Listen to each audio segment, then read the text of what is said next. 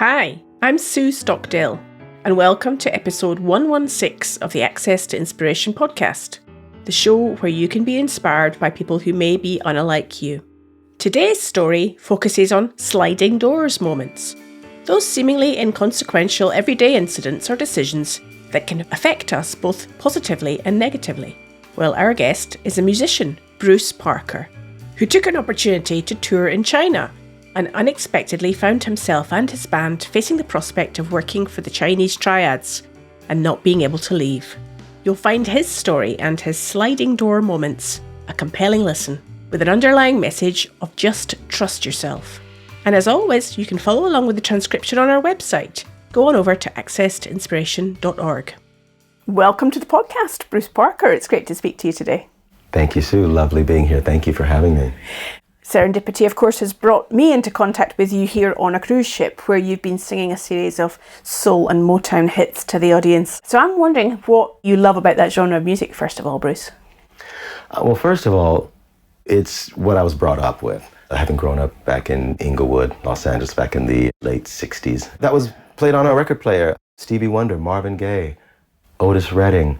So it's part of my foundation of music. Having been on the road for quite a number of years, singing soul and Motown. That led me into not necessarily a career, but I started writing my own songs in studios in Los Angeles, recording music of my own. And when I started getting into producing music myself, and then going back and listening to those old records, I think there was something in the way that the songs were written, this way that the songs were produced, the quality of the voice, the lyrics that people used back then. I think it was just very genuine, and it was very simple. The words, the lyrics, the melodies, I think they were easy for people to digest and to relate to. And because of that, what I've gotten out of that soul and music is just that purity. So we're already starting to touch on emotion as part of the conversation here.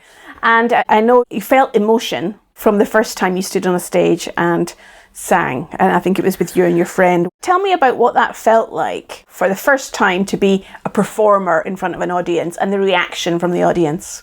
Wow, I was probably about 16 about this time, and the church that I was going to, they would put on a youth Sunday. So they would give the youth 15 minutes or whatever to get up and do whatever they wanted to do.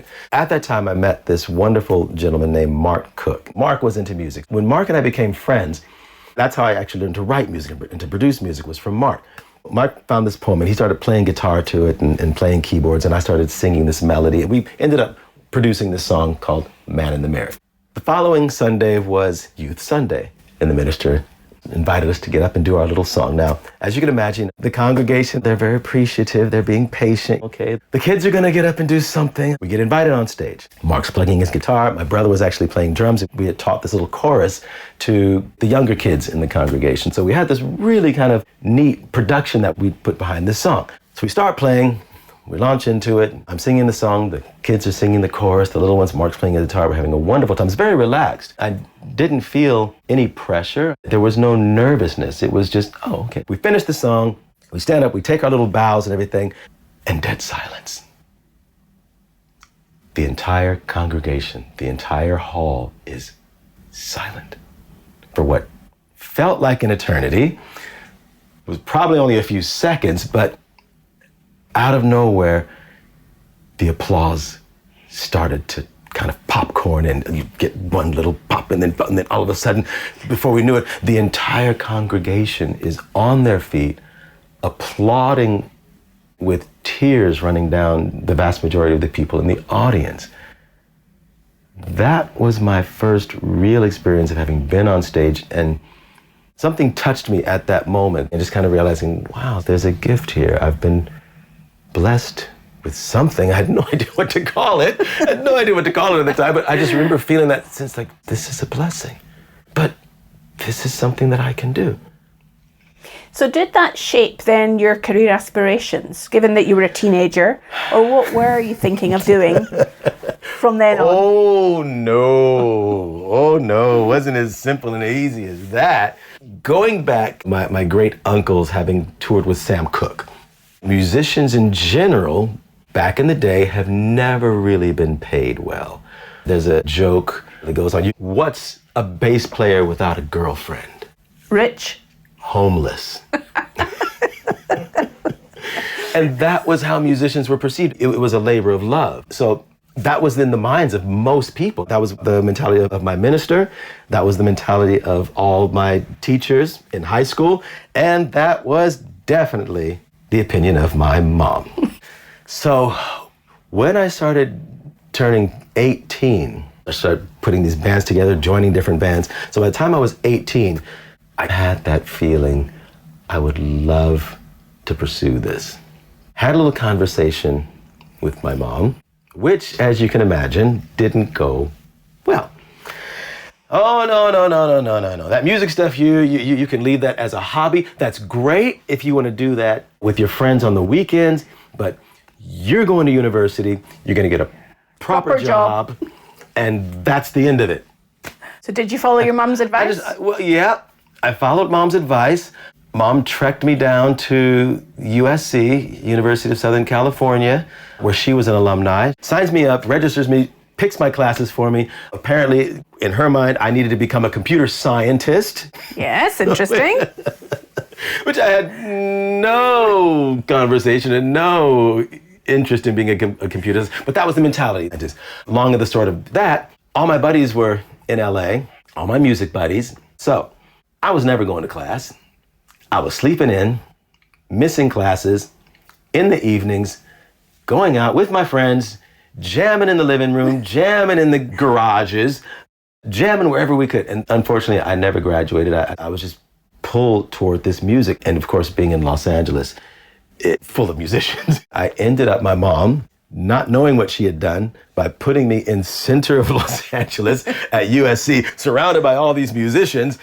She put me in the middle of exactly where she didn't want me to be. And I ended up, joining these wonderful bands and producing this great music, and ended up being one of the hot bands in Hollywood at the time. We're going back to the mid to late 80s now. So we're going about 85, 1986. At the same time, that's when I got involved in acting as well, which led me into working with certain artists like Michael Jackson. And so, it's been on and on and on. So given that you were beginning to be successful in the world of music and entertainment and working with some of the big names, as you've mentioned, then life took you to China in an unexpected way, given that you had a decision to make between joining the Disney tour or going to China. Right. Yes. What made you to take the China decision? Well, just a quick background to give the listeners an understanding of how that came to be. I ended up in Monterey, Santa Cruz, becoming part of a theater group, getting the part of Judas in Jesus Christ Superstar and playing Joseph in The Amazing Technicolor Dreamcoat. I did that for about 3 years. And after 3 years, I moved back down to Los Angeles, and I just started opening the audition publication. And there were a couple of auditions that really stood out for me, that really resonated with me. There was one audition put in there by Disney World, Florida, and they were looking for some actors to join a touring group, to tour the United States, touring this wonderful production. That was one of the opportunities. A second opportunity, which was in the same publication, was this quote-unquote Chinese agency looking to promote a funk soul band to tour China. So I saw both of the auditions. I went to do both of the auditions, and I won both. So Florida's really wanting me. Florida's throwing money at me. They're upping the contracts. And Alice, the Chinese agent, is also telling me, but it's a wonderful opportunity. You're going to go to China. You're going to get this, you're going to get that. So I'm weighing it up, and I'm thinking to myself, okay, which one is the adventure? And of course, being an American, I can go to Florida anytime. That's where my mind's thinking. So I chose to go to communist China, which no one I'd ever known, no one I'd ever met had been to China, let alone go there to tour and work throughout China. I was like, wow, that was it. So I called Alice, said, okay, I'm accepting the contract. Alice says, great, can you put a band together? And I put this band together. They trekked themselves down to Los Angeles. We get on the plane, LAX, and we fly to Beijing. And what happened next? Well, what we ended up finding out is Alice was no more an agent than probably you or I. Basically, when we landed in Beijing, the first thing that happened to us is they took our passports. Did that concern you? Well, It did, but Alice was very good at talking, getting us to relax by explaining why it all sounded very logical. So then she took our passports, but somehow she made it that we have to do this thing where we have to get this stamp into this. And long story short, Alice was a member of the Chinese triad mafia. Wow. Yeah. And what then did that mean for you? Oh, well, it was such an incredible experience, because here we are, we're these 5 Americans, this band, if you could call us that, in China. We're being treated like royalty. We're given 5-star hotels. We're being driven around in Mercedes limousines, the run of the city, anywhere we want to go. So it wasn't bad. It was absolutely amazing. Now, here's where things got interesting. We were in Beijing for a very short time. We were then put on a 36-hour train ride to a very small little town called Harbin. If you've ever heard of Harbin, it's possibly the most northern city in China right before you cross into Siberia. Yes. It's north. And now we're there. This would have been late January. When I stepped out of the train for the first time, my lungs seized up. It was that cold. I'd never experienced anything like that in my life. And I'm not joking, my lungs, and it was almost a sense of panic, but I just kept calm. But it was at that point we realized we were never going home. That, I'm even getting affected right now, that hit me hard. Did you feel a sense of responsibility for the others in the band? Absolutely. Given you'd encourage them to join up? Absolutely. The overwhelming sense of responsibility and having to cover that up for them, to not show panic, to not show fear, to not show worry, stress, doubt, anxiety. I have no idea what the word even to describe what I was going through when that reality hit. To the point where one of the triad mafia leaders, and I remember his name clearly, his name was Kobayashi, half Japanese, half Chinese, dressed in the probably a $50,000 suit. I remember the occasion very, very clearly. We were in this very, very old building. We were in this dark room. And I remember it's one of those images out of like an old 1930s movie. So it's like a mob scene. Kobayashi's sitting with his suit over on one side of the room, very small room, on the sofa. He's got this very flamboyant and very camp Cantonese boy who's his translator. And there's me. Now, the band wasn't with me. None of the other guys were with me for this meeting. Kobayashi calls me in because he understands I'm the leader of the band and I'm the one taking care of things. Now, I walk into this room, I sit down, and if you can imagine, on the side of the sofa where they're sitting, near to the side where the little Cantonese boys, there's a safe. Okay, it's probably about 1 meter high and about 1 meter wide. And the door is open to the safe on the floor. Stacks of $1,000 bills pouring out. It's so much money. It's pouring out of the safe onto the floor. And so you can imagine this dingy, dark scene, and Kobayashi sitting there with this, this Japanese, Chinese man. And he's speaking to the Cantonese boy in this very aggressive Japanese, and he's mumbling something to Chinese boy, and the Chinese boy is translating to me. I was told, Kobayashi say, you do what he say, or nothing your family or your government ever be able to do to find you. Well, how did you react to that? I didn't. Now, we'd already known at that point that we weren't going home, but to then have Kobayashi sit down and actually translate it to make it clear. You're here to stay. We have you. And they knew we couldn't leave, especially up in this city of Harbin, where you couldn't even make a phone call if you didn't speak Mandarin. So we were pretty stuck. So how did you get yourself out of that predicament? And once your other band members realized the reality, how did you respond to that? And then what did you all do to get out of this? To answer the first question, in a way, I kept them from that last bit of information I shared with you. I didn't share that with them. It was hard. I've never felt anything like that. I've never had any reason to feel anything like that in my life.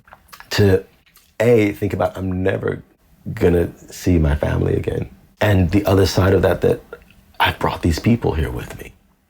But we all went there under this understanding that we were gonna be a touring band for 6 weeks. The contract was supposed to be, air quotes again, 6 weeks, and we're gonna have this wonderful tour of China. None of us had family at the time. We're all young, single people. So to try to give you that context again, we're in this beautiful city of Harbin. Harbin was a college town. It was a city that they had this wonderful university there. And it was a mecca of this young talent of Germans, of French, of Arabians, of Americans, Brits. It was incredible. So, like I said, we were in these 5-star hotels. And if you can picture this, me, 5'9" with my shaved chocolatey head, there were the guitar player and the bass player were over 6 foot tall. Black gentlemen with dreadlocks down to their knees. So when we'd walk around the city, people were coming up to us taking pictures. We were signing autographs. They had no idea what we were doing. But we obviously You were making quite an impact. We were already kind of like these little celebrities. So the reason I'm telling you that is in the minds of the other people I was there with, they almost kind of didn't see a reason why they needed to go home. We were given everything. It was this incredible situation. But having been told that by Kobayashi, I knew we were really, really in trouble. I'm thinking, okay, we got to call the American consulate. Okay, we got to call the American consulate. Again, the thing with calling out is you must speak Mandarin. You pick up the phone, and no matter what you want to do, you hear an operator speaking Mandarin. If you can't speak Mandarin, they hang up the phone. The story about Harbin being a college town, and there were other English-speaking people there. That's the first thing that helped us. We ended up walking around the city. We just were meeting these young college people, and we started having conversations with them about, well, how do you call out? Oh, you have to speak Mandarin, and then the operator puts you through the. Oh, do you speak Mandarin? Yeah. We found some young people who brought us to a phone and got us to make phone calls. The first call I made was to my mom, trying to hold my composure, letting my mom know, got through. I'm okay. Oh, how's China? Oh, it's great, Mom. Oh, we're having such a wonderful time. How are they treating you? Oh, they're treating us in blah, blah, blah, blah, blah, blah, blah. Made the phone call to Mom, got that over with, because it'd been some weeks already, which Mom hadn't heard from us. The second call I made was to the embassy. The embassy was down in Beijing, which we'd not long left a few weeks ago. Call the embassy. I speak with the gentleman on the phone. He says, oh, okay, we're going to fly a representative up to Harbin. We're going to be there in a couple of days. So the gentleman flies up. At this point, I do get the rest of the band together because I do want them to know that if there's a plan, they need to be involved with that. So it's at this point I'm getting them to understand, guys, we're in trouble. We need some help getting out of it. As wonderful as this is, we can't stay here. Because if we stay here, we are never leaving. If we buy into this, if we succumb to this, we will become part of the infrastructure and we will never leave. I'm kind of talking to them like that now that this representative from the American Embassy is flying up. So I bring the gang there, we sit down. The American Embassy representative walks in, lovely, well-dressed black gentleman. He comes and sits down on the opposite side of the sofa. We're sitting in this hotel lobby. Okay, explain what's happened. We think, oh my God, this is it. He's gonna hear our story. We're getting out of here. We tell the story. They took our passports, and now they won't let us leave. What are you gonna do? He leans back after hearing the whole story. Okay, our best recommendation for the situation that you're in is to A, try to do whatever they tell you to, and then hope for the best. And that was the advice you gained? That was the advice, and because now I've involved the rest of the band thinking he's going to have good news, so it's going to be a positive, and he comes out with that, and he's getting ready to leave. He's just said his spiel. Whoa. We're all American citizens. Aren't you going to get us out of here? Yeah, that's really all we can do. We, as Americans, have pretty much no jurisdiction in communist China.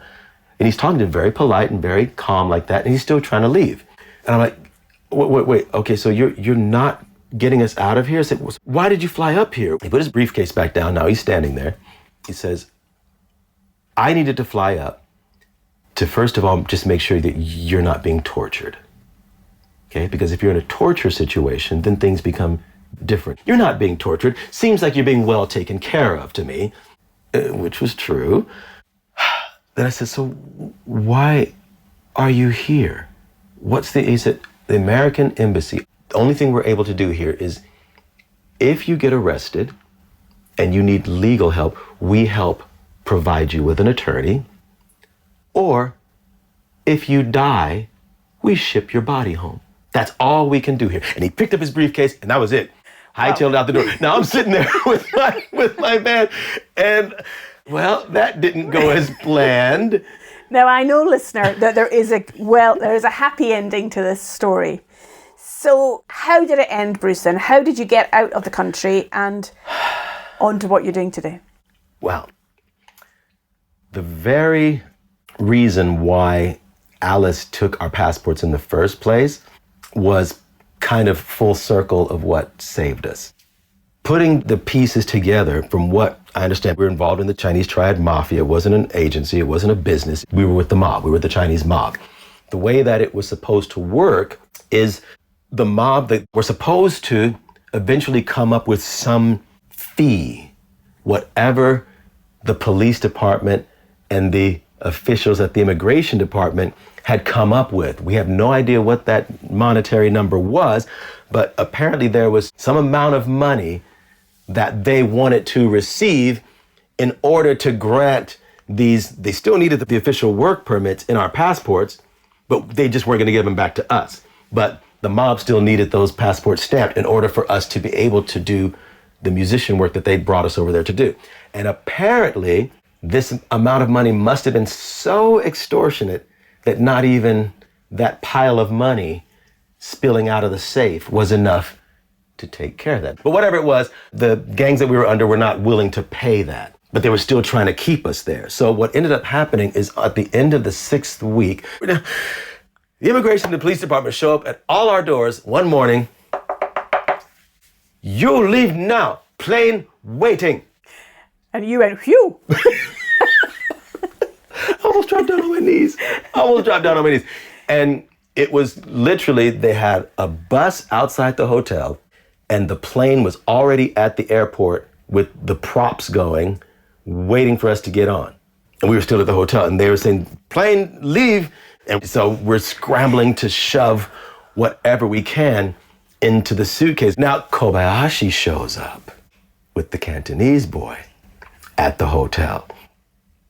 Now this is where it got really, really interesting and a bit hairy. Kobayashi follows the bus in the limousine. We're all in the bus. Kobayashi's following the bus. We all end up at the airport. Now, the flight is not waiting for us. The flight's going to leave. The immigration and the police department want us on that flight. Now, Kobayashi's there with the Cantonese boy trying to negotiate, still with the police and the immigration department, while we're at the airport.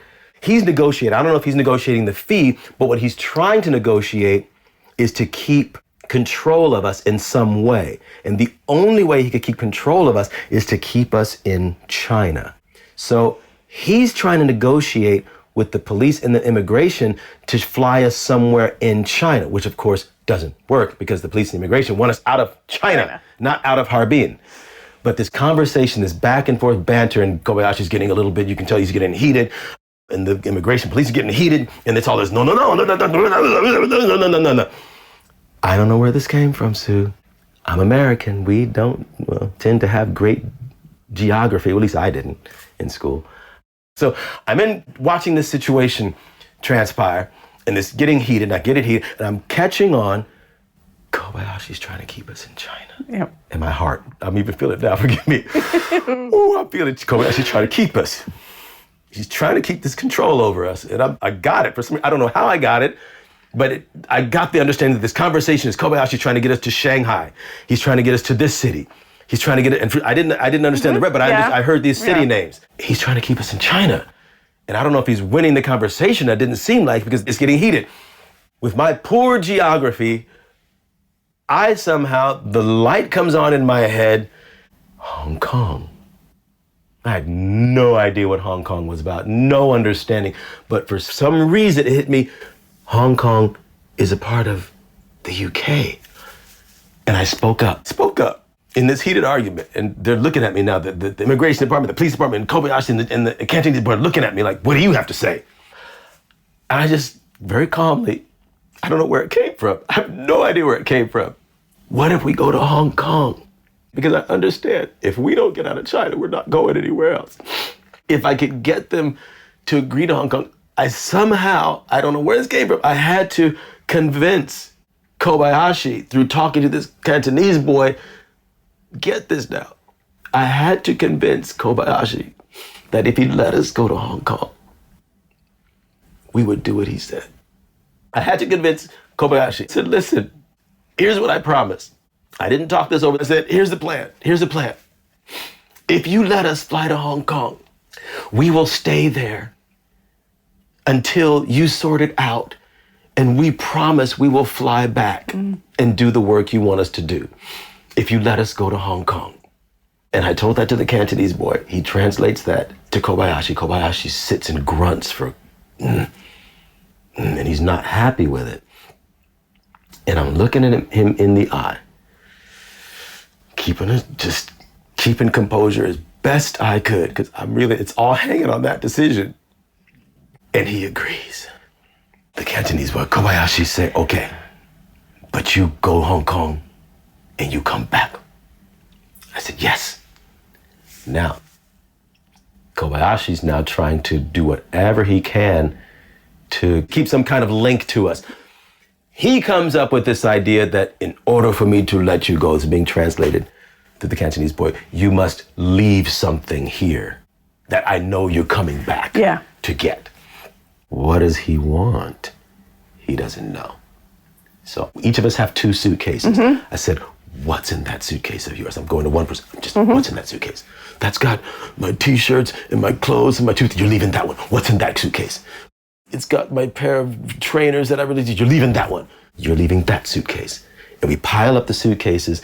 Okay, Kobayashi, this is what we're leaving to prove to you, air quotes, that we're coming back. Okay? So Kobayashi's still grunting. We're still not on the plane. Now, during all of this time, the police and the immigration are still shouting, plane leaving. So that got us through that. We got a pile of suitcases. Kobayashi's grunting and agreeing. The plane is leaving. Now, customs come into the room. And the luggage that we're going to take, now we've all got to open up every single... The customs, they go through every single sock, every single shoelace. It's ridiculous what they're doing. They get through it. They throw us on the plane. The plane starts down its approach to turn to get on the runway. Now, mind you, we're really the only ones on the plane. It's pretty much an empty plane. Once we get on the plane, the guys start cheering. I'm sitting in the back of my seat, my head's back on the seat. Everybody's cheering, everybody's so happy, and I'm just quiet. Any minute, the radio's gonna just, sorry, we're turning, and the plane gets on the runway. We're on the runway. The engines rev up. My head's still back in the seat. I'm just staring up at the ceiling of the plane. Any second, he's gonna wake up, and this plane is gonna stop, and we're gonna get off. The plane starts down the runway. We take off. It wasn't until the plane landed in Hong Kong and we were let off the plane and we were let through Hong Kong immigration and we were standing on the streets of Kowloon. I went on my knees and I literally kissed the ground. We were saved. We were safe. Now, I'm still watching over my shoulder. What happened in Hong Kong, again, doors open. We had no money. Through a chance meeting back up in Harbin, the bass player just had this conversation with a guy on the street. Young guy, one of those conversations that we were having throughout our 6 weeks in Harbin. Now, at that point, that was early. Larry, the bass player, met this gentleman, this young guy going to university on the streets of Harbin, and they started talking. And out the conversation, the guy told Larry, gave him a card, said, hey, you guys, you know what? You ever think about going to Hong Kong? At that point, no. No, we're going to be touring China. But he gave Larry a business card of his girlfriend that was working in Hong Kong. Never thought we'd ever use it. Yeah. Larry put it in his pocket and forgot about it. And said, yeah, if you ever go to Hong Kong, just call her. I can't remember her name. Yeah, if you need anything in Hong Kong, she'll take care of you. We needed her that day. And Larry had the card in his pocket. We're on the street. Now, mind you, we're musicians, okay? So we've landed in Hong Kong. We've been let out of the airport. Now we're on the street corner. We have no idea where we are. We got a taxi from the airport. We're in the center of Hong Kong, standing on a street corner. It was about 11 o'clock at night. Each of us have a large suitcase. I've got 2 guitars to my back. The bass player's got 2 bass players. The guitar, and we're standing there. Now, as you can imagine, 3 of us are black, 2 of us are over 6 feet tall with dreadlocks down to the back, and we're standing on the street corner. What do we do now? Larry remembers the card. I guess he was wearing the same shirt. I don't know. He pulls out the card, said, I think we should call this girl. He calls her up and she answers. And sure enough, this lovely lady comes from wherever she is in Hong Kong, finds where we are, and sets us up with some very limited accommodation, tells us some cheap food because we're all starving and everything. And again, just that next step of the universe opening up and providing. And so now we're in Hong Kong. We've got this little tiny room of accommodation. So we bed down, and our goal was to, look, we got to get back home. We can't afford flights from Hong Kong to LA. We can't afford flights from Hong Kong to anywhere right now. So we got to get some work. So the very next morning, I'm still asleep. I'm so tired now, Sue, from all the stress and everything. I'm dead to the world. But late that morning, the guitar player, Byrne was his name, comes and wakes everybody up. Hey, guys, guess what? We got a gig. Like, what? What? How did you get that? Byrne's very resourceful. So he went out, knocking on doors, found this pub called Delaney's, which is an Irish pub. And the manager happened to be there that morning, cleaning up or doing something. What's the chance of that? So he goes in, talks to the manager, and Byrne's a smoozer. Talks the manager into giving us a gig that night. So you had your first step forward. The second night in Hong Kong, we had a job. Fantastic. We had a job, we had a gig. So we go do the gig and we storm it. Absolutely storm it. The manager is so happy and over the moon. He's like, can you come back this same time every week? Sure. And he says, by the way, we have another Delaney's pub on the island side, okay? Would you like to do that one as well? Yeah, we did the Kowloon side on the Tuesday, and we did the other one on the Thursday. Okay, so we had 2 shows a week. This was looking good. This was looking good. We're gonna have our flights home in no time. Having done the Delaney's on the island side, a manager of another Irish pub called Mad Dogs happened to be there. He said, oh, by the way, we got this other pub. Oh, so long story short, we got the 2 shows at Delaney's twice a week. We got the 2 shows at Mad Dogs twice a week, every week, and it snowballed from there. There was a club called the French Club, which then invited us. There was a club called the Jazz Club, which then invited us. We ended up, it was just a matter of days, working every single night of the week, and we stayed there for 2 years. So I'm so pleased there's a positive end to the story, Bruce. Reflecting back on that journey, those serendipitous moments, the highs and the lows and the frustrations and the challenges, what have you learned from that experience? I call myself a spiritual person. No matter what the situation, the answers are there. The answers were always there. Some of the answers maybe would not have been specific choices, but they're answers nonetheless. And by following, I don't know if you want to call it intuition, just following that inner voice or whatever, I was brought up to listen to that inner voice, to be silent inside when it's the most chaotic, most stressful, most frightening moments, the last thing you want to do is panic. And it doesn't have to be a life-threatening situation. We end up in situations with our spouse, with our children, with our coworkers, where stress mounts, anxiety mounts, fear mounts, depending on the choices that you might be presented with at that time. When we let ourselves get caught up in the madness of stress, anxiety, fear, because all those things are there every single day. We're all having to manage those things. But what got me through all of that, I just remember always coming back to the teaching of it's time to be silent. It's time to be still. It's time to focus on the moment. What's happening right now? What's in this moment? Be still, be quiet, and listen. Not to necessarily what's going on around you. Listen internally. And the answers have always come to me, Sue. And it's scary to me. It's a beautiful thing, but it's overwhelming sometimes when I sit back and I look at my life. You know, it's been the cat always landing on its feet. We all have it. It doesn't matter what religion you're from, what walk of life you're from. It doesn't matter what you believe in any sense of, what your life is about, whatever. That stillness and that quietness inside, the answers are there and they come when you allow that moment to be that moment. Well, I think that's a lovely end to our conversation, Bruce, and such a powerful and simple message, which really takes me back to the start point of the essence of what you got from those records, the clarity, the simplicity, the authenticity. It's been a real pleasure to hear your story, to inspire our listeners.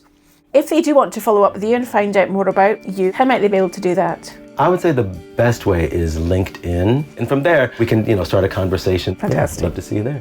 Well, thank you again for your time. You've given me some inspiration and a great reminder about how important it is to slow down, listen, and trust ourselves. My pleasure. Thank you, Sue. Well, thank you, Bruce Parker, for sharing your inspiring story with us.